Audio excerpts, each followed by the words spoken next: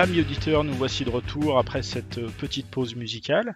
Alors on en était resté à la loi de fer de l'oligarchie. Si tu peux nous la résumer à nouveau avant d'attaquer une partie sur ce que tu appelles toi le triangle, Triangle de la puissance. le triangle de la Alors, puissance. la loi de fer de l'oligarchie, tout simplement, donc, tel que Roberto Mitchell, le sociologue politique d'avant 1914, hein, c'est pas récent, l'avait l'avait explicité, et une expression qui a été reprise d'ailleurs dans un ouvrage passionnant récemment publié là, d'un espagnol, d'un universitaire espagnol qui s'appelle Dalmacio Negro Pavón, qui s'appelle justement La loi de fer de l'oligarchie et dont le sous-titre est explicite. Hein, le sous-titre du livre, c'est Pourquoi le gouvernement du peuple, par le peuple, pour le peuple est un leurre. Hein. Donc on a là dans un analyste politique, on va dire plutôt libéral conservateur, avec une très belle introduction de quelqu'un qu'on connaît bien dans nos milieux, qui est Arnaud Humat, qui explique bien le pourquoi, le comment de cette proposition. Alors ça veut dire tout simplement, la loi de fer de l'oligarchie, c'est que quelle que soit la manière dont on essaye de goupiller un changement politique, une prise de pouvoir, une démocratisation, une révolution, que sais-je encore, eh bien il y a toujours, si ce n'est au départ, quand une révolution peut être instrumentalisée par une fraction ou par une oligarchie, eh bien au final, de toute façon, ça va déboucher sur le gouvernement du grand nombre par le petit nombre. D'où loi de fer, parce qu'on ne peut pas, quoi qu'on fasse, on ne peut pas sans l'abstraire. Donc il vaut mieux le savoir et voilà, si on veut des choses si adaptées. Et donc on peut se souvenir, parce qu'aujourd'hui on vit dans une période où les intérêts du peuple semblent bafoués, mais on peut se souvenir qu'il y a eu des périodes où ces oligarchies étaient beaucoup plus organiques. Alors, organique, je veux dire, oui, si on compare notre plutocratie comprador avec les aristocraties nobiliaires du passé, c'est certain, euh, il y a pas photo, comme on dit. Après, la manière dont ces aristocraties nobiliaires se sont mises en place, c'est quand même autre chose. Enfin, je veux dire, en fait, ce sont des gens qui se sont autoproclamés les meilleurs, tout simplement parce que si je caricature un peu, ce sont les gros bras. C'est les gros bras qui, à un moment donné, lors de la déliquescence, la crise de déliquescence de l'État carolingien, se sont emparés des fonctions publiques qui étaient les leurs et se sont dit ben voilà, à partir de maintenant, c'est nous avec nos hommes qui contrôlons telle terre et vous, les paysans, ben, vous allez accepter gentiment d'être protégés par nous, hein, comme un mafieux protège un commerçant dans un quartier. Vous allez accepter d'être protégé par nous et en échange, ben vous allez nous fournir un tiers ou la moitié de vos produits. Et comme on va contrôler aussi les voies de passage, et bien, tous ceux qui veulent passer vont devoir payer. Voilà. C'est, voilà. Parce que j'ai la force, je me suis imposé. Après, bien sûr, avec le temps, on brode, on enjolive, on, on, ceux qui gagnent au bout d'un certain temps, c'est aussi eux qui vont écrire les morales de l'histoire, hein, et donc se donner le beau rôle qui va avec. Avec le temps, les, les, on va aussi placer les enfants de cette aristocratie dans l'Église, au haut poste de l'Église. Donc on rentre dans le pouvoir, dans le pouvoir de l'esprit. Euh, pareil, bon, quand on regarde, il faut toujours comparer les choses en fonction des époques. Je répète, si on compare le fonctionnement de notre aristocratie comprador, de notre plutocratie, pardon, comprador d'aujourd'hui, euh, au fonctionnement de l'aristocratie du temps du roi Soleil, hein, du temps des trois mousquetaires, on va dire. Hein. C'est sûr, qu'il n'y a pas de la comparaison n'est pas à l'avantage de nos plutocrates. Maintenant, est-ce que les anciens aristocrates fonctionnaient toujours de manière profondément respectueuse des identités populaires? Ça demande quand même à être un peu argumenté. Bien, ce qui est sûr, la leçon à retenir, c'est que le gouvernement du petit nombre s'impose quasi tout le temps dans l'histoire au grand nombre. Et ça, qu'on le veuille ou non, il y a toujours un petit nombre qui prend la main. Après, la question, c'est quelle relation une oligarchie a avec son peuple. Hein, ça renvoie toujours à ce que je disais tout à l'heure, la grande différence entre oligarchie enracinée ou oligarchie hors sol. Hein. L'aristocratie d'Ancien Régime était enracinée. Elle avait, tout en ayant une pratique de domination sur le grand nombre, elle avait un intérêt pour la santé et la grandeur de la terre sur laquelle elle était, qui n'est pas nécessairement le cas, c'est moins qu'on puisse dire, de notre plutocratie comprador actuelle.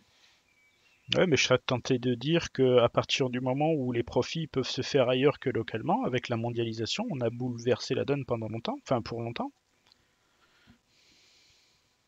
Oui, enfin, on a bouleversé la donne pour longtemps, oui. On pourrait en parler, effectivement, développer ça. Enfin, je sais. Tu voulais m'emmener sur le triangle de la puissance. Sur le triangle de la puissance, parce que sinon on va encore dériver. Je t'écoute. Donc le triangle de la puissance. Bon, enfin, c'est juste une grille d'analyse, hein, en fait. Je considère qu'il y a trois grands qui forment la puissance, c'est-à-dire la capacité de dominer des sociétés, pour faire bref. Il y a le pouvoir de l'esprit, la puissance de l'esprit. Alors là-dedans, je vais mettre aussi bien la religion, les idéologies, tout ce qui est issu, on va dire, du pouvoir de l'esprit.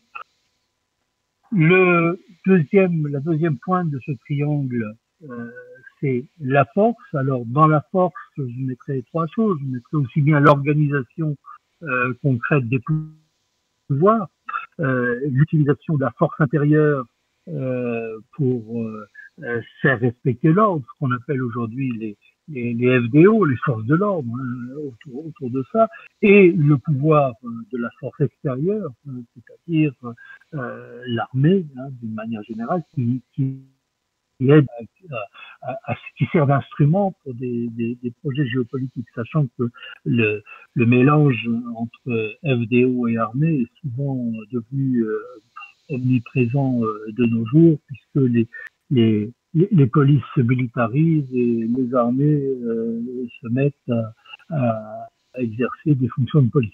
Donc voilà. Mais bon, ce point de triangle autour de la force. Et puis le dernier point du triangle, la richesse.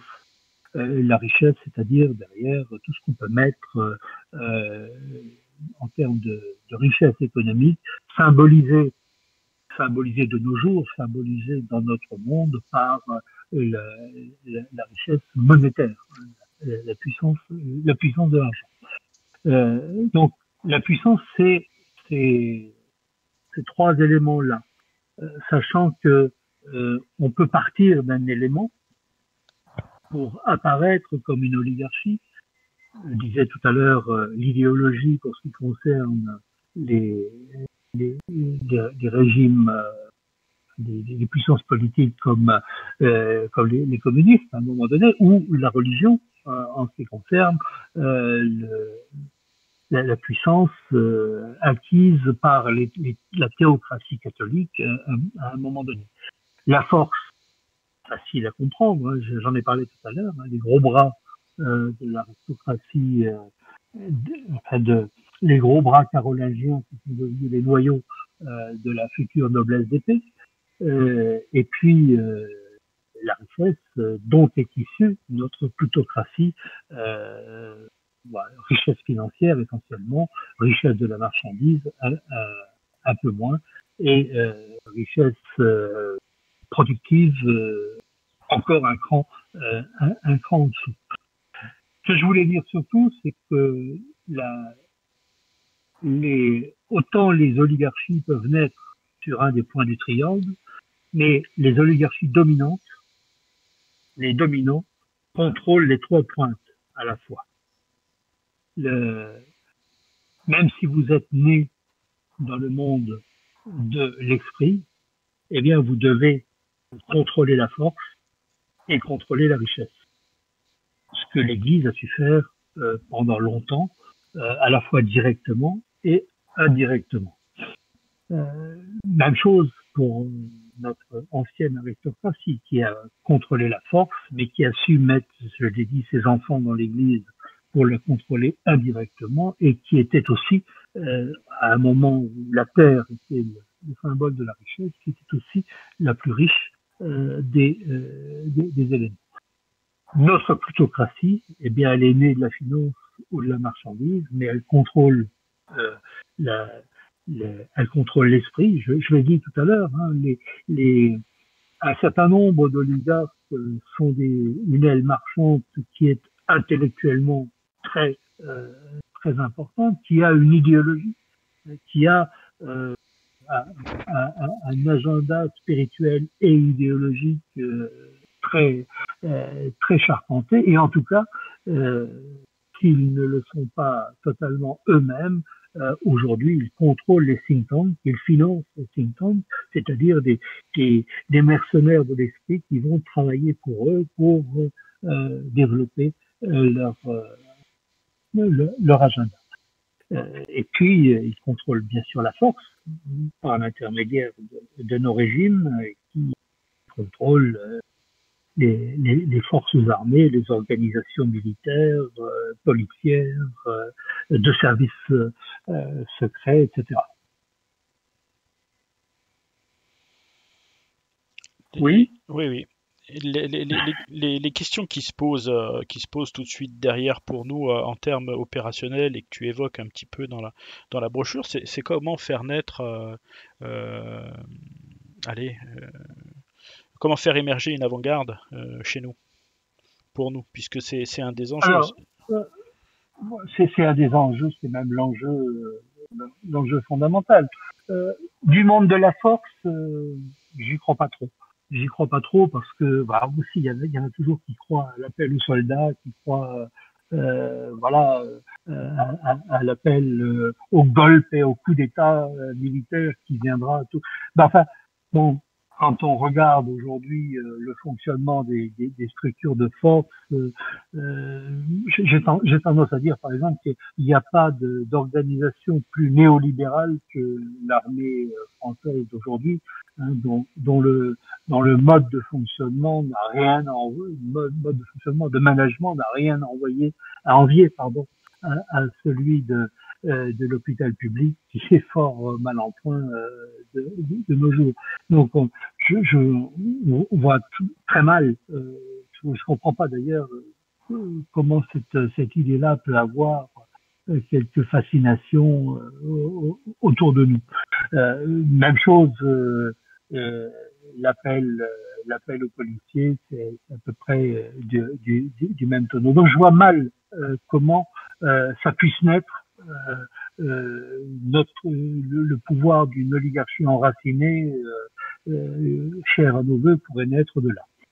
Après, il nous reste deux choses quand même, les deux autres éléments qui nous sont qui dépendent de nous en fait, qui dépendent de notre travail, de notre engagement. C'est la puissance de l'esprit. la puissance du savoir, de l'esprit, euh, la domination intellectuelle. Ça demande pas de moyens de force, et l'acquisition de richesses aussi. Il faut pas la mépriser. Hein. C'est un instrument de puissance, c'est une des 3 pointes du triangle. Il ne faut pas avoir comment dirais-je, d'amour propre mal placé autour de cette notion, cette exigence de contrôler aussi, d'acquérir les moyens de la richesse. Et ces 2 éléments-là, l'esprit et la richesse, ont l'avantage de dépendre de l'initiative, du travail, de l'engagement, de l'implication de ceux qui s'en occupent. Alors, il y a toujours, par rapport à tout ça, il y a 2 philosophies d'esprit. On peut dire, bon, de toute façon, on n'y arrivera pas et on reste à ronchonner assis sur son fauteuil et on regarde les trains passer, hein, d'une certaine manière, ou alors on s'y colle. Mais il est d'une chose certaine, ceux qui sont puissants aujourd'hui, alors, mis à part ceux qui se sont contentés de naître, mais une bonne partie, enfin, au démarrage de ces puissances, bon, ça n'a pas été donné. Il a fallu le conquérir. Hein. Un Rockefeller a dû se créer, un Soros a dû se créer. Voilà, il y a des éléments, même un Rothschild, entre la manière, le démarrage et le point final. Bon, c'était pas très glorieux hein, dans les rues de Francfort au départ pour les petits Rothschild. Donc il y a ça, hein, il faut avoir l'intelligence et le travail. Intelligence, détermination, volonté et le travail. Il y a ce que tu as appelé il y a ce que tu as appelé des fondamentaux anthropologiques pour commencer à constituer ces réseaux de solidarité, puisque c'est comme ça, enfin ces réseaux tout court, qui peuvent faire naître des liens et puis des convergences de pensée. Est-ce que tu peux nous parler de tout ce qui est utile à créer ce réseautage et ce qui fonctionne bien et qui est même essentiel au-delà du travail qu'on va avoir à y fournir? Moi, je suis toujours bon, je lis ce que les autres écrivent sur la manière dont les oligarchies fonctionnent. En particulier, euh, j'étais prendre mon miel sur un couple de marxistes communistes très sympathiques au demeurant, qui s'appellent Michel Pinson et Monique Pinson-Charlot, en ce qui concerne leur travail. Alors, ce sont des sociologues qui ont beaucoup travaillé sur la sociabilité, sur la sociologie et la sociabilité de la haute bourgeoisie française, hein, de ce qu'on appelle le Gotha, hein, d'une manière générale. Donc, ils se sont beaucoup focalisés sur les pratiques de sociabilité de cette haute bourgeoisie. Et ils ont compris que des choses qui pouvaient paraître, vues de l'extérieur, comme ça, relativement futiles, et on va dire sans grand intérêt, avaient au contraire une énorme importance, parce que ça rentrait dans un processus qui évitait aux gens d'avoir à s'expliquer constamment entre eux le pourquoi du comment de leurs actions. Entre autres choses, les pratiques de sociabilité autour de sports en commun, comme le golf essentiellement aujourd'hui. Mais ça a été autrefois le tennis avant la démocratisation du tennis. Les pratiques de sociabilité autour de la chasse à courre, autour d'autres pratiques de chasse, autour de repas, de rencontres, de soirées, les rallyes organisés pour les jeunes afin que les jeunes gens et les jeunes femmes arrivent à se rencontrer, se fréquenter et plus s'y affiner. Enfin bon, bref, je pourrais multiplier les éléments qui ont été leur centre d'étude. Tout cela consiste, ça, ça, ça renforce la qualité des liens interpersonnels qui permettent après aux échanges sérieux, soit en termes économiques, en termes financiers, en termes politiques, etc., qui leur permettent de se dérouler dans un climat de confiance et dans un climat on va dire, de bienveillance mutuelle, malgré éventuellement des contradictions d'intérêt sur tel ou tel point. C'est exactement le fonctionnement de rencontres comme le dîner du siècle. Hein. C'est quoi le dîner du siècle? C'est d'abord un dîner avec des petites tables qui est là pour permettre à des gens d'échanger entre eux, entre la poire et le fromage, de plein de choses, pas uniquement d'ailleurs des choses hyper sérieuses, conspirationnistes, etc., mais des choses, on va dire, qui peuvent être parfaitement banales, mais qui sont là pour créer du lien social très fort entre les personnes. C'est aussi, d'après des témoignages sur le fonctionnement du Bilderberg, il y en a eu, et certains disent le plus important, c'est pas les conférences, le plus important, c'est autour du bar au moment de l'apéritif, parce que c'est là que les vrais liens se nouent. Et ensuite, quand on peut avoir à traiter des choses plus tard par téléphone, par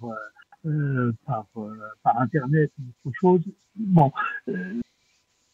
on s'est senti, on s'est connu, on s'est évalué, on s'est jaugé, on s'est voilà. Donc cette la, la sociabilité pour créer un réseau social, un réseau social non pas au sens technique du terme, mais au vrai sens d'un réseau de gens qui peuvent s'appuyer les uns sur les autres, est lié à toutes ces petites choses, à toutes ces petites pratiques qui ont l'air comme ça, je le répète encore une fois, complètement futiles, mais qui sont en fait, si tu voulais, si tu veux, c'est un peu comme dans un plat, la sauce, la sauce qui permet de faire le lien entre les divers ingrédients.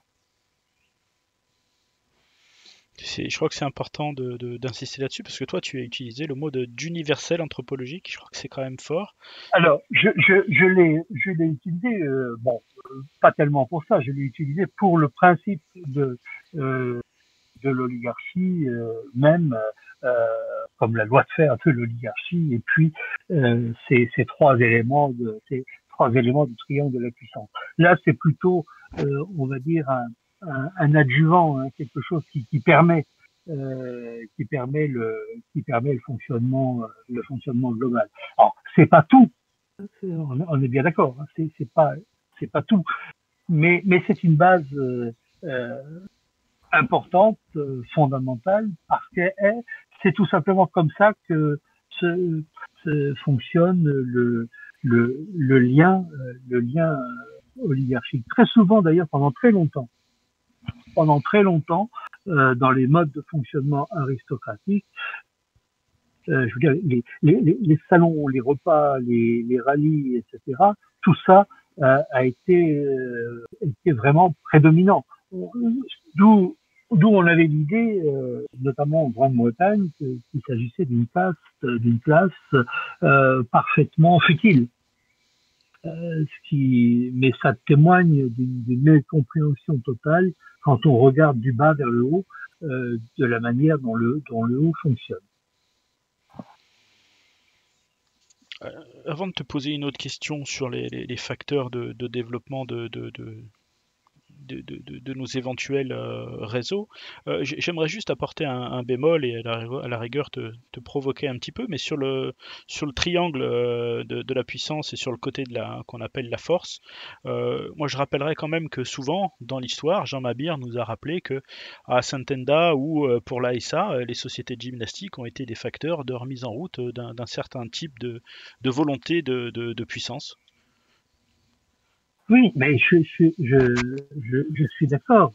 Je suis absolument d'accord là-dessus. Je parlais tout à l'heure d'un certain nombre de personnes et je me rappelle au moment des élections présidentielles récentes en France, enfin, il y a 2 ans et demi maintenant, il y avait un certain nombre de généraux, un peu, plus ou moins has-been, qui étaient mis en avant et dont on pensait qu'ils allaient se présenter et puis dont on pensait qu'ils allaient peut-être sauver le pays. Il y a eu beaucoup de choses autour du général de Villiers aussi au moment de sa, de sa démission. Donc il y a toujours dans dans le logiciel de pensée de la droite extrême ou de l'extrême droite, un peu, il y a toujours un képi quelque part qui sommeille avec l'idée que voilà le recours aux soldats. Barrès en parlait déjà, hein, il parlait parce qu'à l'époque c'était le brave général Boulanger, donc on parlait toujours. Il y a toujours ce fantasme du recours aux soldats. Après, je n'ai jamais voulu dire que euh, euh, la force n'avait aucune importance. Je, quand je parle du triangle de la puissance que maîtrisent les dominants, en même temps, simultanément, la force en fait partie. Et donc, il y a un moment donné où il faut se donner les moyens d'essayer de créer, soit de pénétrer la force qui existe, soit de se créer, de créer ses propres moyens, hein, de créer son propre pouvoir à ce niveau-là. Euh, je me dis simplement que partir de ça aujourd'hui, euh, c'est un peu casse-gueule. Hein, voilà. Mais ce n'est qu'une opinion personnelle qui peut se discuter, se nuancer. Toutes mes opinions se discutent et se nuancent. Et on est là pour ça, et les camarades aussi d'ailleurs. Tu parles de l'importance de l'éducation classique dans la construction d'un socle de savoir. Bon, c'était une partie, enfin c'était une incidente dans les discussions que nous avons eues en préparant cette émission. Mais euh, il y a aujourd'hui il faudrait faire un grand lien entre l'évolution de la qualité euh, de la politique, de l'information et de l'éducation, et donc de la culture qui est diffusée depuis la deuxième moitié du 19e siècle, en gros, jusqu'à nos jours. Et il me semble que dans la deuxième moitié du 19e siècle, il y a eu une évolution du fonctionnement du capitalisme, en gros, qui, devant la complexification de ces processus techniques et organisationnels, a éprouvé le besoin de recourir à une main-d'œuvre de plus en plus formée, de plus en plus euh, efficace, soit directement dans la production, soit dans la gestion, dans la comptabilité, dans plein d'autres choses comme ça. Si on regarde bien les choses, la démocratisation de l'enseignement, la courbe des demandes, des exigences du système productif et donc des besoins de l'oligarchie en fin de parcours. Au départ, qu'est-ce qu'on avait pour créer cette éducation? Le seul modèle qu'on avait, je parle pour la France, hein, je connais moins bien les autres régimes européens. On avait deux modèles, en fait. On avait un modèle aristocratique d'Ancien Régime, qui était essentiellement pendant très longtemps formé par les jésuites. Et puis ensuite, lié aux besoins de l'Empire, il y a eu le modèle du lycée napoléonien qui a un peu d'ailleurs puisé sur le mode de fonctionnement des anciens collèges de Jésus. Donc on a quelque chose qui s'est bâti à un moment donné où il s'agissait de former l'élite dans un sens extrêmement qualitatif, avec une forte exigence.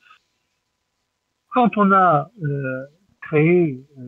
quand on a démocratisé l'enseignement, alors c'est venu de manière progressive, hein, c'est venu de manière progressive à partir de la monarchie de Juillet jusqu'aux lois sur l'enseignement global, laïque, gratuit et obligatoire pour tous les garçons et les filles. Le modèle qu'on avait, c'était le modèle d'enseignement aristocratique, basé en particulier sur les humanités, sur la maîtrise des humanités. Quand on parle français, quand on parle la langue française, quand on réfléchit en français, quand on s'exprime en français, avoir d'excellentes formations latines ou grecques, et grec, vraiment classique, est un énorme avantage. C'est un énorme avantage pour maîtriser le vocabulaire, la précision des mots, la précision des idées, tout cet ensemble-là. C'est extrêmement important dans la mesure où on sait que les mots et les idées sont des armes aussi, sont des outils de mise en forme du monde. Donc on a eu ça pendant longtemps, avec d'un point de vue oligarchique peut-être des éléments un peu non désirés.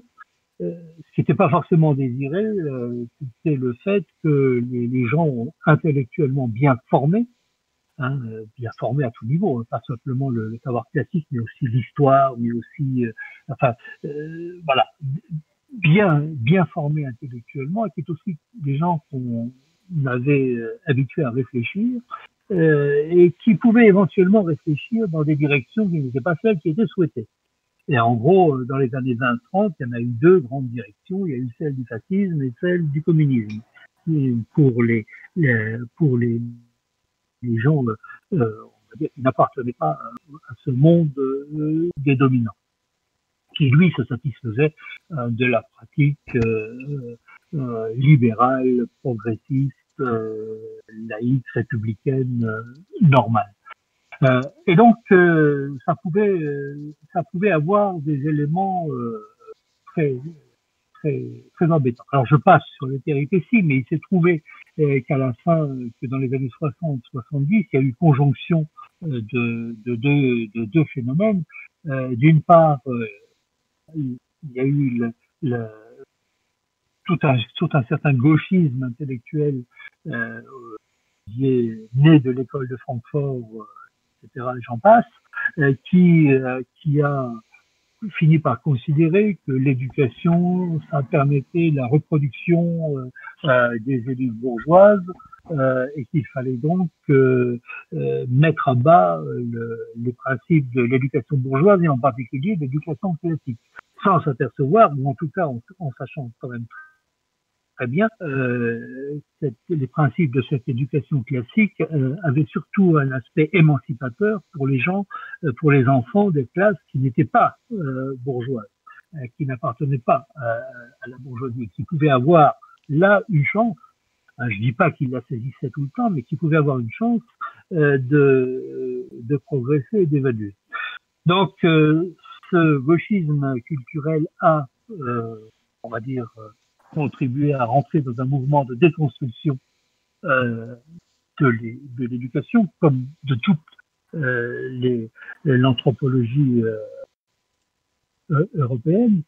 Mais d'un autre côté aussi, il faut bien voir qu'on commence dans les années 60, 70, et le mouvement s'accélère depuis, à voir un moindre besoin, un moindre besoin de gens formés par pour l'oligarchie occidentale. On a aujourd'hui besoin de gens qui maîtrisent des compétences particulières. Hein, et c'est toute l'idéologie de la compétence qui s'est infiltrée dans toutes les sphères du monde de l'entreprise comme du monde de l'éducation. Mais qu'est-ce que c'est que la compétence aujourd'hui? On attend de quelqu'un qui sache à peu près lire, écrire, compter, globalement, qui sache ouvrir un ordinateur, le démarrer, de manière à pouvoir rentrer des chiffres dans un tableur ou faire diverses petites choses comme ça. Mais on ne lui demande plus, on ne lui demande surtout pas d'avoir à réfléchir au sens fort du terme réfléchir, c'est-à-dire d'avoir un retour réflexif sur une expérience historique, sociologique, économique ou politique. Et donc on a sous couvert de démocratiser l'enseignement, on a supprimé en fait les humanités classiques, l'enseignement classique, c'est-à-dire qu'on a pour les gens des classes populaires qui en auraient eu les capacités, on a supprimé l'accès direct aux éléments de réflexion, d'intelligence et de créativité culturelle et intellectuelle. Ce qui fait que les sociologues aujourd'hui s'étonnent en disant mais comment ça se fait aujourd'hui de plus en plus de gens dans les hautes écoles sont issus de gens qui étaient eux-mêmes déjà dans les hautes écoles. Et aujourd'hui, pratiquement plus de gens fortement diplômés qui proviennent du monde des ouvriers ou d'ailleurs. Voilà, on peut toujours s'étonner d'un certain nombre d'involutions, mais on peut remarquer une nouvelle fois que sous couvert de démocratisation, on a en réalité contribué à au contraire, on a contribué à la non-circulation sociale et dans l'ordre de la hiérarchie sociale en tout cas. Je ne sais pas si j'ai été très clair là-dessus, mais c'est effectivement un élément qui me fait dire que pour nous, pour nos enfants, pour nos jeunes, mes petits-enfants, en ce qui me concerne, il faut être extrêmement vigilant sur la maîtrise des instruments de l'expression et de la pensée à travers ce que j'ai appelé l'éducation classique, parce que ce sont des outils, ce sont des outils pour penser, pour comprendre le monde. C'est pas en étant simplement fourré sur YouTube, sur un certain nombre, sur des réseaux sociaux, sur des choses ou en parlant ou en écrivant en écriture SMS ou en écriture inclusive ou n'importe quoi qu'on peut structurer une pensée et surtout pas une pensée rebelle, surtout pas une pensée dissidente, surtout pas une pensée critique. Alors, pour prolonger ce que tu viens de dire, les écoles de cadres telles qu'en font actuellement l'Iliade et telles qu'a pu en faire précédemment Terre et Peuple, est-ce que c'est pour toi des actes constructifs ou de la gesticulation? Ce sont des actes constructifs. Bon, je ne vais pas trop parler de ce que nous avons fait autour de l'EGI à Terre et Peuple, mais qui était un peu avec on a essayé de faire quelque chose que l'Iliade a plus ou moins réussi hein, derrière cela. Donc il y a deux choses importantes. Hein. C'est le travail sur la culture, le travail sur le savoir, et l'Iliade y rajoute le travail sur la sociabilité et le réseau dont je parlais tout à l'heure. Mais c'est tout à fait là quelque chose des éléments qui sont importants. De même qui est important dans un autre ordre d'idées, puisqu'on parle des expériences qui existent, de même qui est importante, par exemple, le fait Marion Maréchal autour de l'ICEP, qui essaye de former à la fois des, des, des décideurs, qui veut former en tout cas des décideurs politiques et économiques.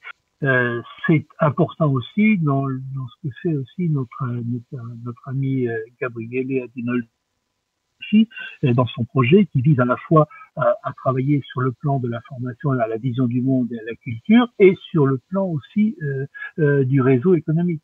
Hein.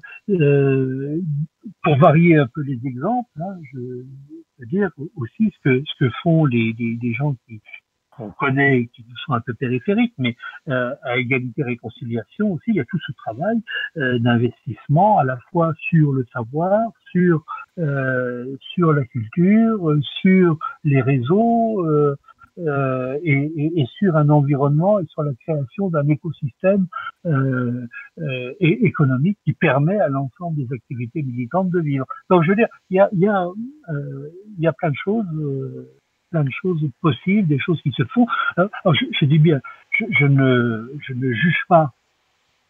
D'abord, je me refuse à juger dans la mouvance ceux qui font quelque chose sur leur objectif particulier. Je ne vais pas être comme ces gens qui sont toujours en train de critiquer, de ronchonner, de dire ah bah oui, mais bon l'Iliade c'est pas ça, ils sont pas dans la bonne direction. Bah oui, bah égalité réconciliation, c'est pas ça, ils ont ça. Et puis Marion Maréchal, bah c'est ça. Et puis Adi Murphy, bah c'est ça. Donc comme on critique, on va pas on va reconnaître l'aspect créatif, créateur de ces initiatives. Donc moi, je ne juge pas quant au fond. Hein, je peux avoir des discussions ici ou là, disons, critiques sur le fond, sur tel ou tel point, mais je veux surtout mettre en avant l'exemple que ça représente. On est bien d'accord. Voilà, et l'exemple, ça représente les choses qui se font. Et comme disait l'autre, celui qui fait, hein, en marchant, va toujours plus loin que celui qui bougonne assis sur son siège. Est-ce qu'une avant-garde, une élite, une oligarchie, tu l'appelleras comme elle veut, est capable d'action si elle est faible? Même si elle a raison, même si elle pense qu'elle a raison. Alors, je vais te dire tout de suite, dans l'histoire, il n'existe pas d'oligarchie sotte, faible et pauvre. Ça n'existe pas. Ça est méconnu. Hein, on va dire. Souvent. Enfin, mais il m'est arrivé d'entendre. Dans proximité, dans notre proximité, on va rester vague volontairement. Des choses comme ben nous sommes on sait on est l'élite en fait de notre peuple, mais bon ce peuple ne nous mérite pas, hein, ce peuple en fait il comprend rien à ce qu'on voudrait lui proposer, et pourtant on sait politiquement, on sait ceci, on sait cela, mais ces gens-là comprennent rien à rien et voilà, et ne nous reconnaissent pas à notre juste valeur. Bon, alors, ça peut parfois donner quelques œuvres littéraires. Je veux dire, il y a parfois quelques écrivains, quelques romanciers qui peuvent en tirer des choses. Mais dans la réalité, non, une oligarchie méconnue, une élite faible, une élite pauvre, ça n'existe pas. Voilà, pas. Si on veut influencer quelque chose, il faut travailler sur, dans maîtriser le savoir et l'intelligence, il faut maîtriser la force, il faut maîtriser la richesse à un moment donné. Et ça, encore une fois, ce n'est jamais donné. Hein. Personne ne viendra vous voir en disant mon ami, je trouve que tu es formidable, donc je t'apporte sur un plateau tout ce que tu peux désirer pour monter au sommet de l'influence. Ça n'arrivera. Il faut, voilà. Ça veut dire que c'est à nous, c'est à ceux qui veulent reconstruire quelque chose de se réancrer dans le réel et de se remettre à l'écoute du peuple, enfin de ses besoins. Pas simplement de se mettre à l'écoute. Il faut créer, il faut faire. On est dans l'ordre du faire, de la création, de l'action au sens noble. Alors bien sûr, il faut écouter. Bien sûr, il faut entendre, discerner. Il faut avoir à la fois du flair et puis mais sans volonté, sans courage, hein, sans courage. Par exemple, moi, il y a un petit livre que j'aime bien, j'ai lu de François Busquet qui s'appelle justement Courage, dans lequel il prend exemple sur, entre autres, l'exemple de Solzhenitsyn, en disant que voilà, son problème, c'est par rapport à beaucoup de gens de nos milieux qui disent oui, ben non, c'est très dangereux de se dévoiler, c'est très dangereux de faire telle ou telle chose, compte tenu de la manière dont le régime est organisé, on risque gros. Alors, Bousquet fait la comparaison entre ce qu'a vécu Solzhenitsyn dans l'environnement où il était et le nôtre, par exemple, en disant bon, c'est sûr qu'on risque un nombre de petites choses, mais qui sont quand même relativement minimes par rapport à ce qu'un Solzhenitsyn risquait dans l'environnement stalinien ou celui du goulag. Il y a quand même un certain nombre de nuances à avoir. Voilà, de ne pas avoir, pour ce qui nous concerne, trop peur de notre petit doigt. Il faut rapprocher nos expériences d'expériences d'autres dissidents. Hein. Si Solzhenitsyn n'avait pas eu de courage, ni lui ni ses camarades, bien sûr, en prenant des risques, eh bien, voilà, il se serait rien passé. Voilà. Solzhenitsyn dit aussi autre chose, nous rappelle François Bousquet, et ça c'est aussi intéressant. Il rappelle un élément de son livre dans l'archipel du Goulag, dans lequel le grand problème des prisonniers, c'était les mouchards. C'était les mouchards qui servaient on va dire, de relais aux gardiens et qui permettaient de savoir un peu ce qui se passait dans les camps et de contrôler la situation. Solzhenitsyn n'explique pas trop comment ni pourquoi, mais il dit voilà, à un moment donné, les mouchards ont été identifiés et un certain jour, eh bien, ils ont été éliminés. Et de ce jour-là, les gardiens de camp ont cessé d'avoir leurs informations, en disant qu'il était bon aussi parfois que la. Donc voilà, ce sont des éléments des pièces que je verse au dossier, en tout cas sur la notion du courage et de l'implication. C'est quelque chose qui me paraît effectivement important. Alors je dis pas que c'est facile tout le temps. C'est avoir toute règle souffre des exceptions en fonction des circonstances. Je ne suis pas quelqu'un d'opposer au fait de composer avec les situations et les circonstances. Mais Mais voilà.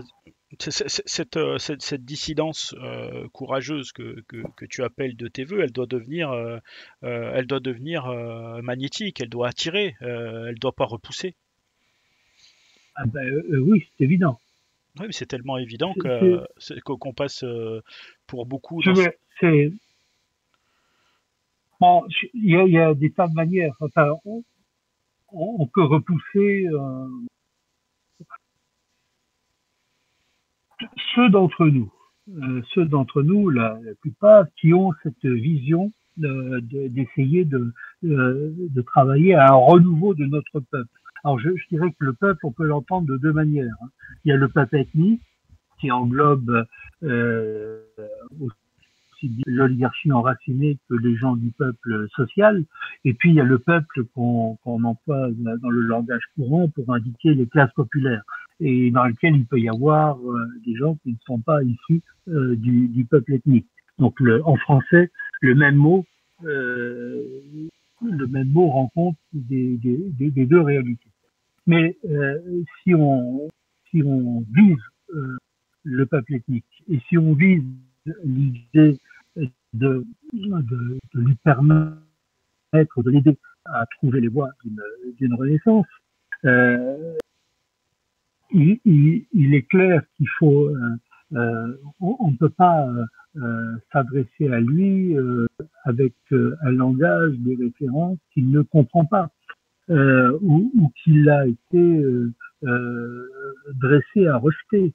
Et c'est pas parce qu'on dira que c'est pas moral, c'est pas juste qu'un certain nombre de références soient proscrites. Bon, et c'est comme ça. Il faut faire avec le réel.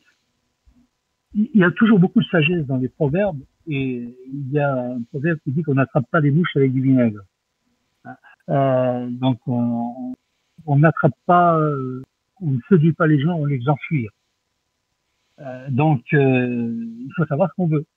Hein. Il y a un moment donné où il faut savoir ce qu'on veut. Est-ce qu'on veut être simplement les témoins de la statue de tel ou tel commandeur, ou est-ce qu'on veut véritablement rentrer dans une modification qui sera nécessairement de long terme d'ailleurs, quelles que soient les urgences.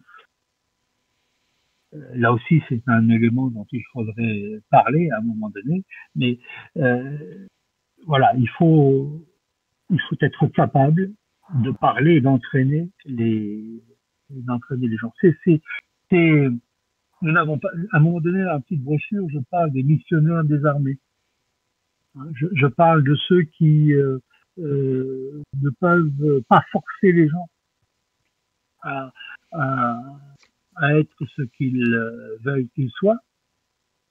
Et de toute façon, quand on force, ça dure pas toujours longtemps, ça dure autant que la force est là, mais quand la force disparaît, il n'y a plus cet élément d'adhésion. Et puis, il y a ceux que j'appelle les missionnaires désarmés, qui n'ont que à la fois leur force de conviction, leur exemple, et puis leur capacité de prendre en charge, de prendre en main ce que les gens qu'ils veulent convertir représentent. Voilà.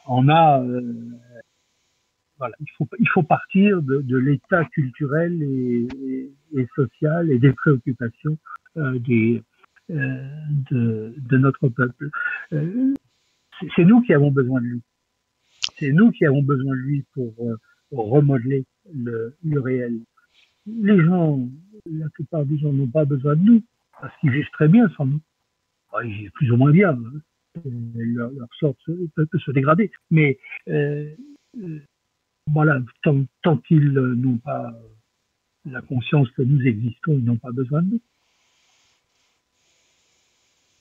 Pour attirer, il faut être un centre de positivité, hein. Je crois que c'est ça une des leçons à garder. Et donc d'agir. Oui, il faut, il faut créer dans le positif. Il y a une chose ça fera peut-être le lien avec d'autres éléments de question, mais il y a une chose qui me frappe beaucoup dans la crise actuelle liée au coronavirus et à la crise économique qui vient. Dans ce que je lis en ce moment, même sous la plume de gens que j'aime bien, que j'aime beaucoup, que je ne citerai pas, mais que j'aime beaucoup, il y a toujours cette idée que ah ben non, ben voilà, c'est ça va être encore un coup en faveur du système. Ils sont encore ils, voilà, toujours c'est le ils sont encore en train de gagner, ils vont empocher les bénéfices. Euh, voilà, le système va permettre encore d'accroître l'endettement, donc encore d'accroître la domination, etc., etc., etc. C'est toujours, il y a toujours une vision de la bouteille à moitié vide. Quand une bouteille est à demi remplie, comme on le sait, on peut soit considérer qu'elle est à moitié vide, euh, position pessimiste, ou qu'elle est à moitié pleine, position optimiste. Or, il ne s'agit pas d'avoir l'optimisme du ravi de la crèche. Tout va être bien et tout va aller pour le mieux dans le meilleur des mondes. Mais simplement de se dire que si on n'a pas une vision optimiste des choses que l'on veut réaliser, on part déjà avec un handicap profond. Ceux qui ont euh, ceux qui ont une vision optimiste des choses, qui se disent, qui dans une situation vont remarquer les points d'appui sur lesquels ils peuvent se mettre, peuvent s'appuyer. Et puis dans le cadre de notre crise présente, c'est effectivement on nous offre sur un plateau des éléments qui viennent justifier nos points de position critiques comme on les avait jamais vus depuis très longtemps. Passons pour l'instant. Mais si on ne regarde pas les éléments positifs de la situation, eh bien, ça veut pas dire que si on les prend en compte, on gagne à tous les coups. Hein, il y a toujours la question du talent du joueur, il y a toujours la question de la chance, mais au moins on se met dans une position psychologique pour avoir un moral de vainqueur. Alors que si on regarde systématiquement les éléments négatifs de la bouteille à moitié vide, eh bien, sans qu'on part vaincu d'avance. On part vaincu d'avance. Je le répète bien, même si on part avec un moral de vainqueur, ça ne veut pas dire que l'on gagnera nécessairement. Hein, c'est ça du jeu et l'inconnu de l'histoire. Mais c'est sûr que si on part avec un moral de vaincu, là, on prend une sérieuse option sur la défaite. Est-ce qu'on peut illustrer ça avec deux exemples? La crise des Gilets jaunes, où toute cette famille politique, ou en tout cas une grande partie, s'est mise à râler en disant mais ils sont intéressés que par leur gamelle, etc. Et ils voient pas l'opportunité qu'il y avait d'accompagner ce mouvement. Et aujourd'hui, où on en a encore l'illustration, où le peuple va souffrir à cause de ces baisses de revenus, parce qu'il risque d'avoir le frigo un petit peu vide, et on va se plaindre en disant mais ils s'occupent toujours pas de l'immigration, ils s'occupent de leur frigo. Je pense alors, je peux je peux me tromper, je peux me tromper partiellement en tout cas. Mais je pense que dans la crise, dans la crise des gilets jaunes, euh, il a manqué de notre part, mais c'est plus facile à dire après coup que faire sur le moment. Il a manqué deux choses. Il a manqué d'être capable de comprendre avec le mouvement qui se mettait en place, d'être capable de parler aux gens dans leur langage et dans leur langage de donner du sens en apportant un point de vue qui, bon, justement, donnait du sens à cet engagement. Euh, ça veut pas dire que si ça avait été fait, il aurait fallu le faire aussi de manière suffisamment puissante et congruente. Ça ne veut pas dire que ça aurait nécessairement orienté ce mouvement véritablement dans le bon sens. Oh, il y aurait beaucoup de choses à dire hein, sur les échecs du mouvement des Gilets jaunes. Mais en tout cas, ça n'a pas vraiment été fait. Beaucoup d'entre nous euh, ont accompagné le mouvement, mais à la base, ils ont accompagné le mouvement en participant, je dirais, au même titre que les autres à ce qui se passait, mais sans forcément avoir ni les moyens ni la possibilité de jouer euh, le rôle non pas de leader, mais de celui qui apporte du sens à la révolte des autres.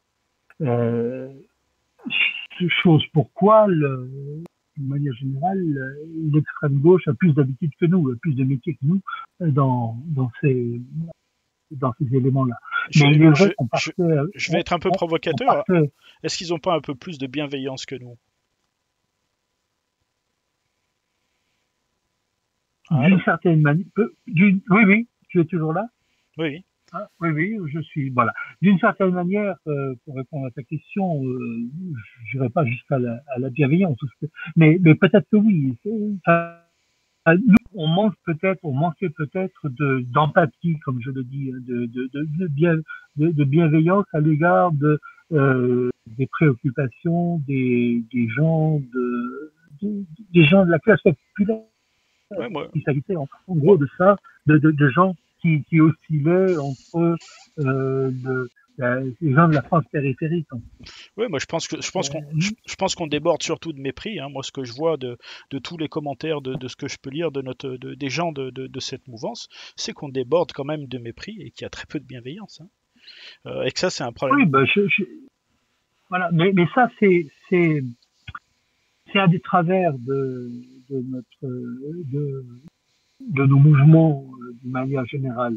C'est que euh, nous sommes persuadés de détenir la réalité, la vérité sur ce que devrait être le peuple idéal.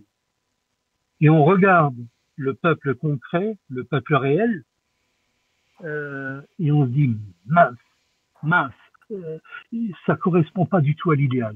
Hein. Il faut que ces gens-là changent et modifient complètement. Oui, ils peuvent changer. Oui, on a tout intérêt à accompagner un mouvement de changement, mais ça se décrète pas, ça se fait pas comme ça, d'un coup de baguette magique. Ce changement, voilà. il est en train d'arriver. On va rentrer dans une dernière partie de conclusion parce que on va bientôt être à 3 heures d'émission. Mais on rentre là avec cette pandémie et je pense une déstabilisation des 3 côtés du triangle parce que du coup il y a une recomposition qui vient là. Est-ce que tu la sens arriver? Comment tu la vois cette recomposition? Alors, là aussi, je serai très prudent parce que je ne suis pas prophète, mais je regarde qu'il y a au moins 3 choses qui se sont produites et qui se sont produites pour la première fois au vu et au su de tout le monde, parce que tout le monde en a subi les conséquences par la pratique du confinement. Il y a d'abord une faillite de l'idéologie néolibérale qui visait en gros, à faire des économies sur les équipements publics pour permettre l'enrichissement constant d'une certaine élite, qui s'est traduit bien par un hôpital en dessous de tout et qui a obligé, faute de capacité de soins, à confiner l'ensemble de la population. On s'est aperçu aussi à la même occasion des comment dirais-je des possibilités enfin faut que j'éteigne mon téléphone qui sonne.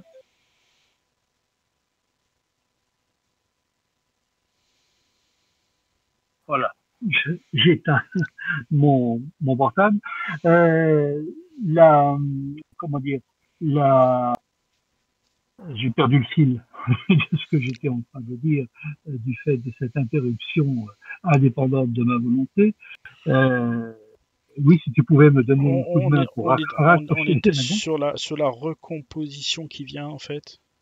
Oui, le deuxième élément, c'est la faillite du libre-échange qui nous rend vulnérables, surtout quand on l'accouple la division internationale du travail et à l'idéologie du stock zéro et du J+1, du livraison à J+1, où on voit qu'on n'est même pas capable de se fournir dans des éléments aussi basiques que les masques de protection et tout l'ensemble de tout un ensemble technique. Donc tout cela qui aboutit à claquemurer les gens en quarantaine chez eux, à les emprisonner chez eux, parce que ça revient à ça, c'est mettre tout le monde en prison chez soi parce que on n'a pas été capable de faire autre chose. Et ça, pour tout le monde, c'est visible, c'est vécu.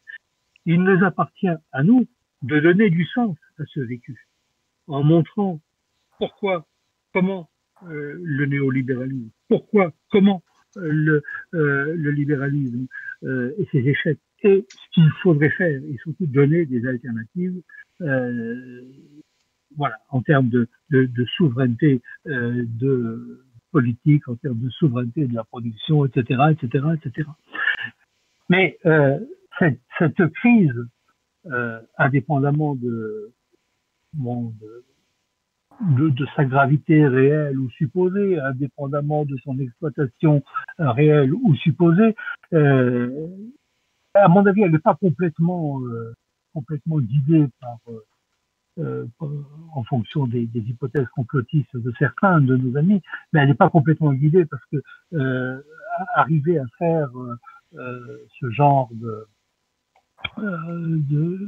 prise de conscience, de donner la possibilité de travailler cette prise de conscience générale au-delà de ceux qui étaient déjà sensibilisés à ces idées-là, bon, ça me paraît un peu fort de café pour avoir été voulu.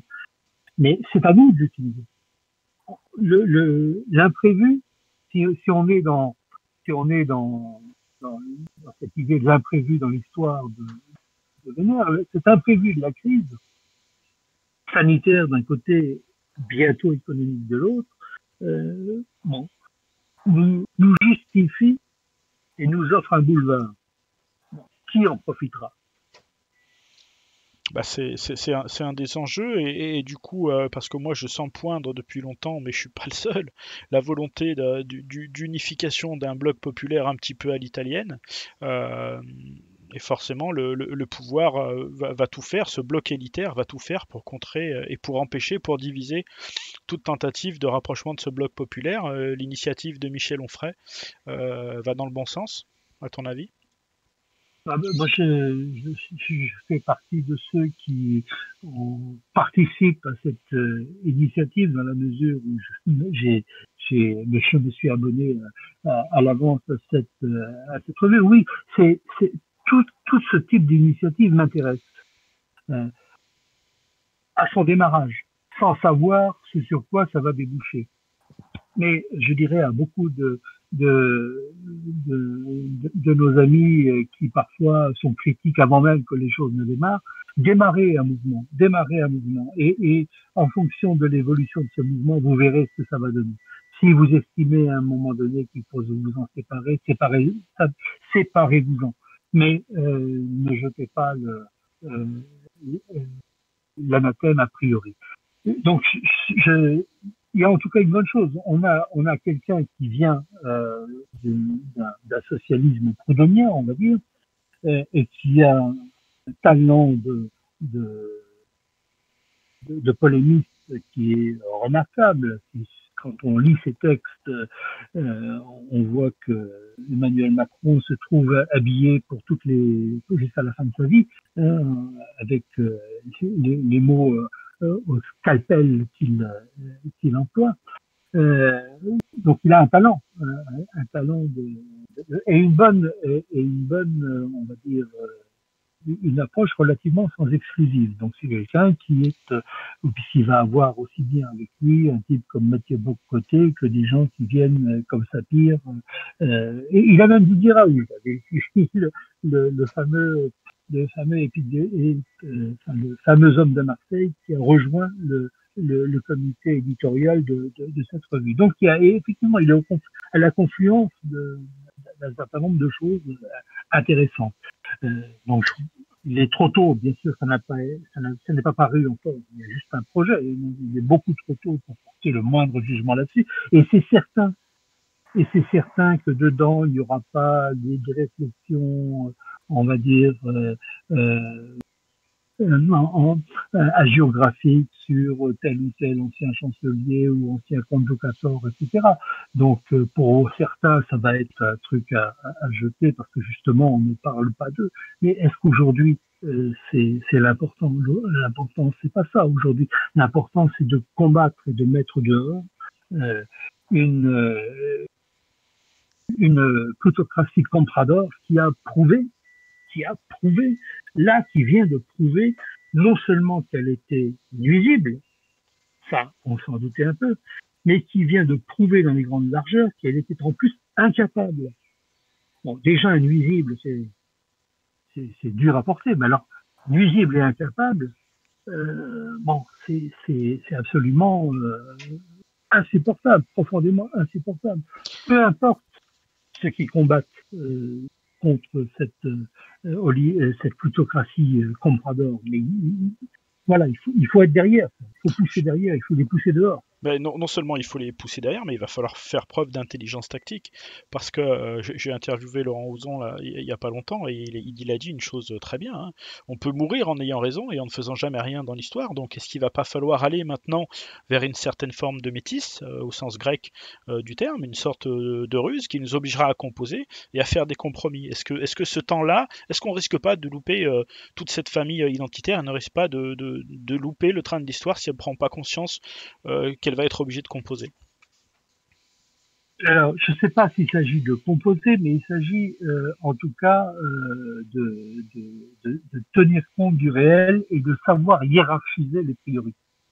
Dans une action, il y a deux types de choses. Il y a les buts ultimes, ce que j'appelle les buts primordiaux, au sens fort du terme primordial, ce vers quoi on tend, je dirais, à l'échelle de l'histoire et qui tient à réaliser. Ensuite, il y a les buts premiers.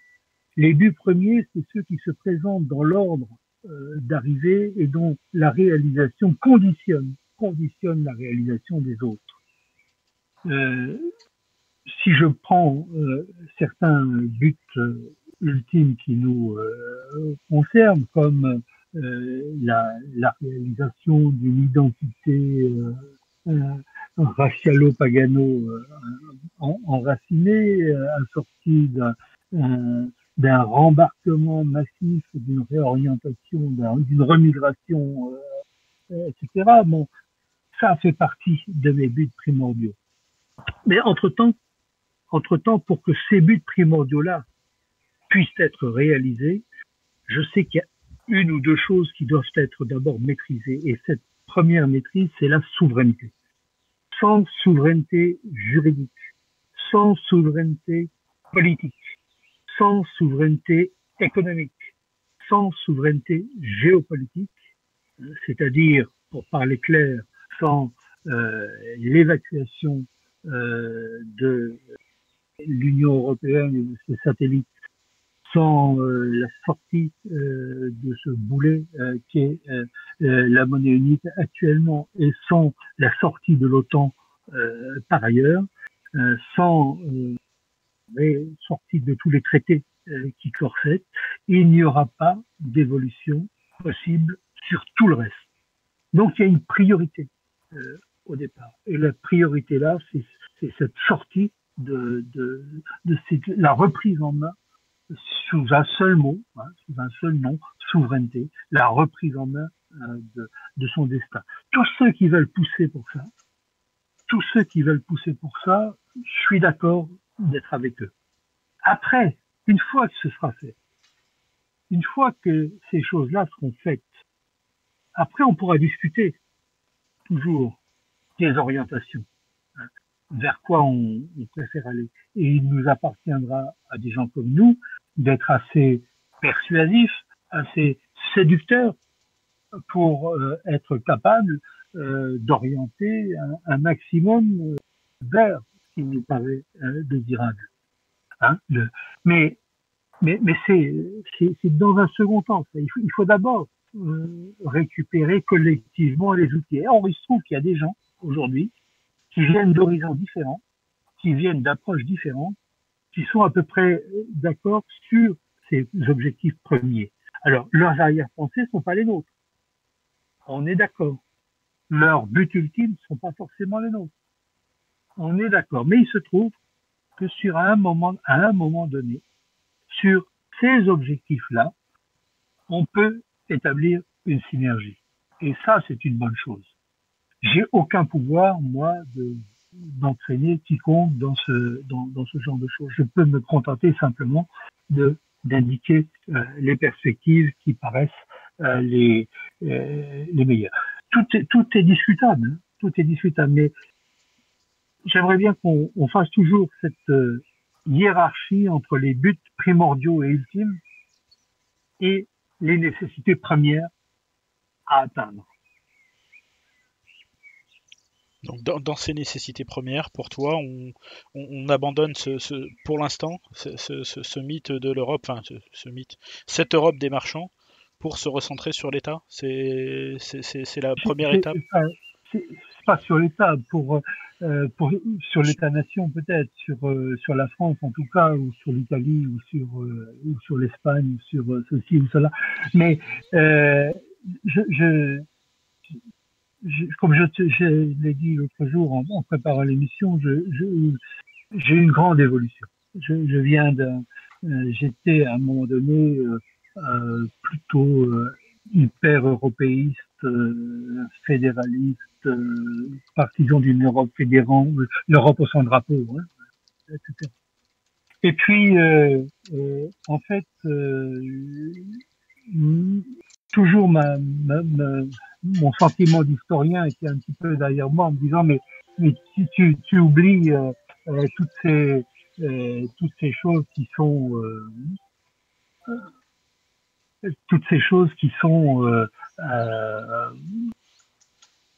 liées à des siècles et des siècles d'histoire, de culture partagée, de mentalités liées aux États-nations, d'une part.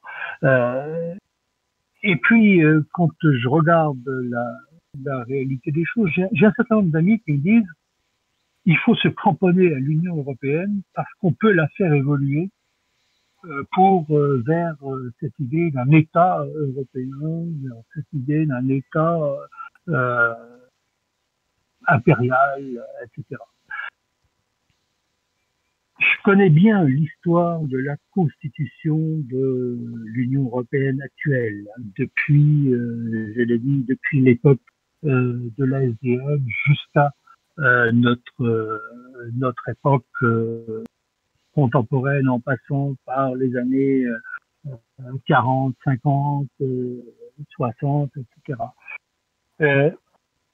Il y a un vice de conception profond dans cette Union européenne, dans cette organisation qui s'est arrogé le nom d'Europe.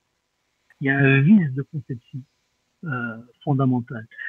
Vice qui s'est établi, qui a été établi et gravé dans le marbre par des traités qui obligent à un certain nombre, à des fonctionnements concrets qui vont à l'encontre complètement de ce que nous désirons et voulons. Et des traités qu'on ne peut pas modifier, sauf à réunir des conditions qui sont pratiquement irréalisables d'unanimité sur un certain nombre de points fondamentaux. Donc, d'une certaine manière, on ne parviendra jamais à modifier cette chose-là de l'intérieur.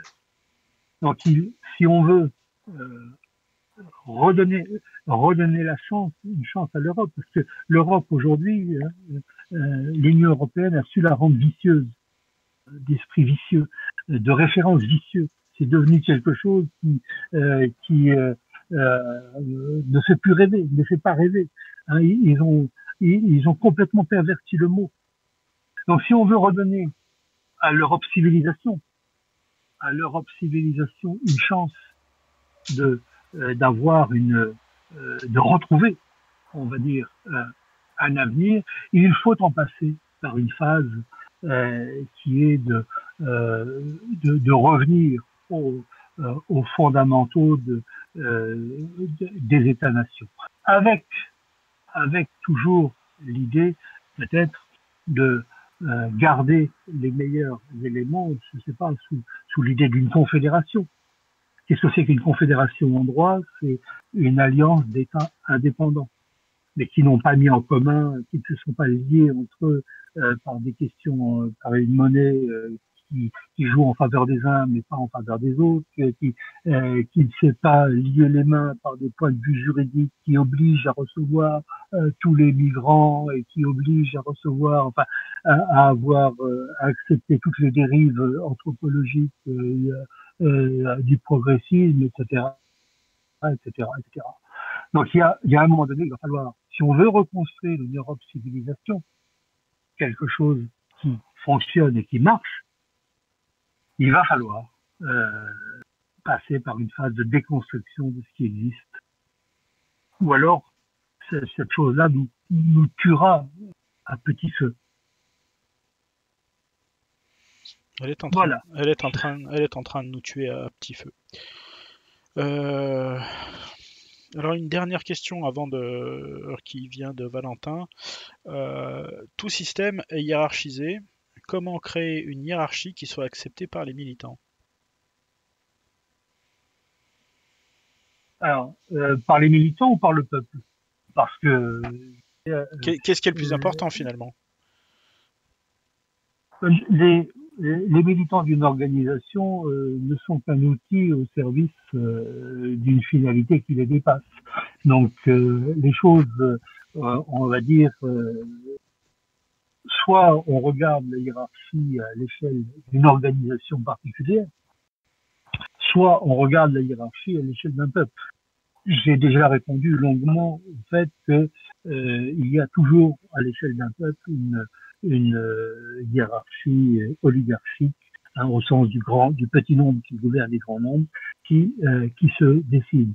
Donc il y a toujours une hiérarchie. Si elle n'a pas été organisée et prévue avant, elle se créera naturellement après. Bah, Après, oui. Non, vas-y, je te laisse finir, mais j'apporterai moi aussi un élément de réponse là-dessus.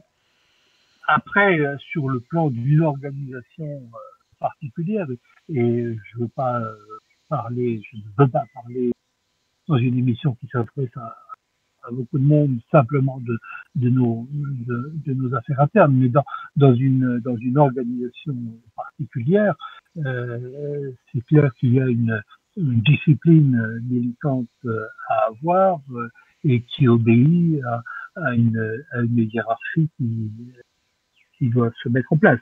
Ou on accepte la hiérarchie dans une organisation, ou on ne l'accepte pas et on sort de cette organisation. Moi, je voulais prendre, ça me permet d'aller vers notre conclusion parce que on a admis tous les deux, et je crois que c'est une évidence, que tout n'est qu'impermanence, et je crois que le militant comme le peuple ont du mal à voir souvent que la situation change et que c'est justement le rôle de la hiérarchie d'apporter un petit peu le cap. Et je pense que c'est là qu'intervient la discipline. Je ne sais pas si tu me suivras sur ces conclusions, mais Oui, oui, globalement,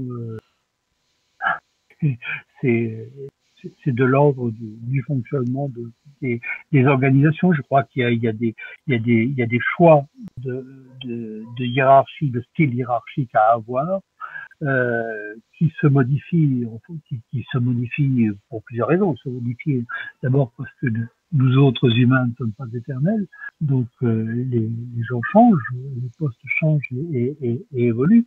Et puis euh, les circonstances aussi bougent, donc les orientations hiérarchiques peuvent aussi bouger en fonction des circonstances. Mais globalement, dans une organisation militante, c'est pour militer. Et donc, on accepte une certaine notion de hiérarchie. Je rappelle d'ailleurs que militer vient de milice, la militia, qui était le nom des ordres de chevalerie au Moyen Âge. Voilà, il y a un militant, hein, il y a même Racine, c'est au Moyen Âge, un militaire c'était un chevalier, c'était un homme de guerre, donc qui bien sûr se devait de respecter, d'avoir une certaine conscience de la hiérarchie et de la discipline. Le travail, pour être acteur de la reconfiguration de nos destins, apporter Ah ben, nos notes de musique dans la partition.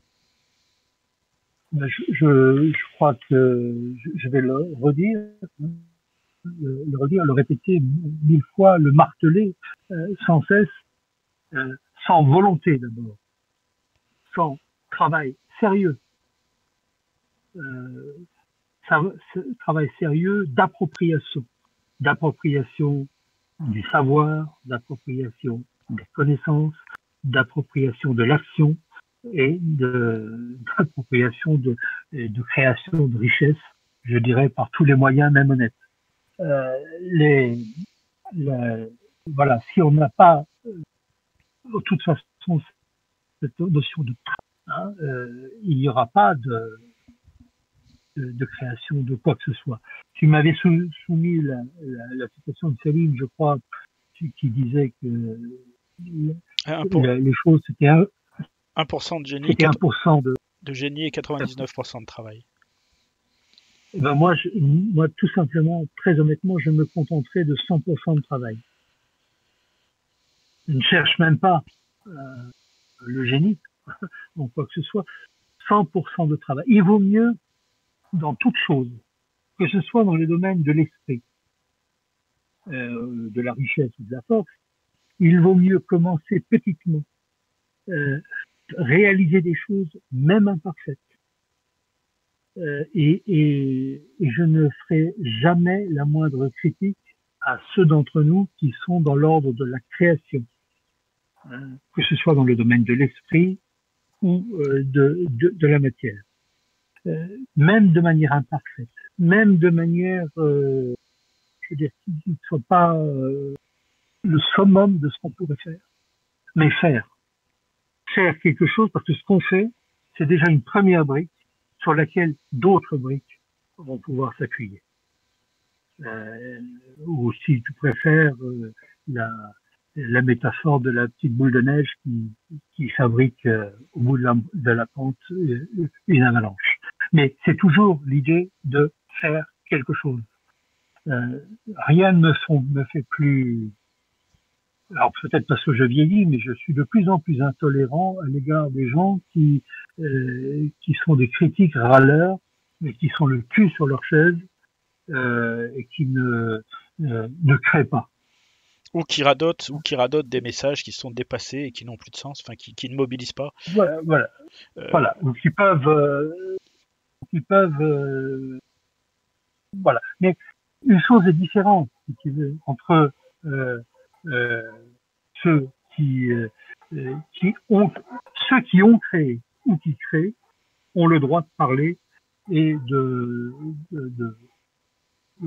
faire un certain nombre de réflexions. Ceux qui n'ont pas le droit de parler, c'est ceux qui ne font rien, quoi, sauf parler. Bon. Je sais bien que dans la communication, le monde macronien, par exemple, nous a habitués à remplacer l'action par la communication. Mais on voit bien aujourd'hui les limites que cet exercice de style a sur la réalité. Alors moi, je suis convaincu que tout n'est que communication, hein, parce qu'à la fin, notre message, on doit le diffuser. Oui, bien sûr, mais on ne peut pas réduire l'action à la communication. Il y a une chose est de dire qu'il faut accompagner quelque chose par de la communication. Hein. J'ai coutume de dire que ce sont toujours les vainqueurs qui écrivent la morale de l'histoire. Voilà, le vaincu, tant pis pour lui. Mais si on confond l'action avec la communication, là, c'est quand même dangereux. Parce que c'est ce que fait essentiellement une grande partie de nos élites incapables dans le régime français, en tout cas. Hein, c'est de confondre action et communication. Bah, Parce qu'il faut... la communication seule est insuffisante. Non, parce qu'il faut des stratégies, et moi je terminerai là-dessus avant de te laisser le mot de la fin, parce qu'il faut des stratégies, il faut de l'abnégation personnelle, il faut de la discipline pour se mettre au service des autres, parce que personne ne fera le travail à notre place. Et pourquoi c'est à nous de faire ce travail, Jean-Patrick? Oui, mais je voudrais répondre, reprendre la réflexion que m'avait fait un jour un camarade et qui m'avait renvoyé à une réplique d'un film que j'aime beaucoup par ailleurs. Euh, quand je lui décrivais un petit peu l'énormité du chantier qu'il y avait à faire, bon, il avait soupiré un peu en disant mais pourquoi pourquoi nous Alors je lui avais dit mais moi je fais partie de la race des procrastinateurs et des paresseux. Si j'avais pu quelqu'un qui écrivent ou disent ou réfléchissent aux choses qui me tiennent à cœur et me présenter le produit final que je n'aurais plus eu qu'à consommer, je pense que mon côté paresseux aurait adhéré profondément à cette idée. Mais quand je me suis retourné, j'ai vu personne pour essayer d'exprimer plus ou moins adroitement ce qui me tenait à cœur. Donc, je n'ai pas eu d'autre choix que de m'y coller. Et j'étais pas forcément ni le plus intelligent, ni le meilleur, etc., le plus capable, parce que tout sort péniblement de ma plume et ça m'a beaucoup remarqué. Mais si on ne se fait pas, nous qui sommes préoccupés par le sort de notre peuple européen, de l'Europe et de plein d'autres choses, si nous ne nous mettons pas autre, personne d'autre ne le fera à notre place. Hein, personne d'autre. Hein, nous devons le faire même imparfaitement. Et pourquoi Pourquoi? Parce que nous avons tous un talent quelque part à faire fructifier. Hein. Même si nous n'avons pas toujours confiance en nous, on a toujours un petit talent à faire fructifier. Il faut oser. Mais simplement, il faut oser. Tout ça, voilà, il faut oser. Tout simplement parce que si on ne le fait pas nous, personne d'autre ne le fera à notre place, parce qu'il n'y a que nous ici. Ça, c'est pour faire la liaison avec le film que j'ai toujours bien aimé, le film de Stanley Baker, Zulu, qui raconte l'histoire d'une poignée de Britanniques face à une monceau des milliers de guerriers Zoulous, et à un moment donné, il y a un jeune soldat qui est complètement paniqué par ce qu'il voit et qui se retourne vers son sergent et il demande pourquoi nous, sous-entendu pourquoi ça nous tombe dessus, sur nous, ici. Et flegmatique, le sergent lui répond tout simplement parce qu'il y a que nous ici. Voilà, c'est une belle conclusion et du coup je mettrai l'extrait de ce film à la fin de l'émission pour le clin d'œil à l'évocation que tu viens de faire. Un dernier mot avant la fin de cette émission, Jean-Patrick? De la volonté, du travail et de la constance. Ajoutons encore de la persévérance. Hein, 4 mots pour terminer. Bien, eh ben écoute Jean-Patrick, merci à toi et amis auditeurs, à l'abordage et pas de quartier. May it be an evening star shines down upon you. May it be when darkness falls, your heart will be true. You walk a lonely road, oh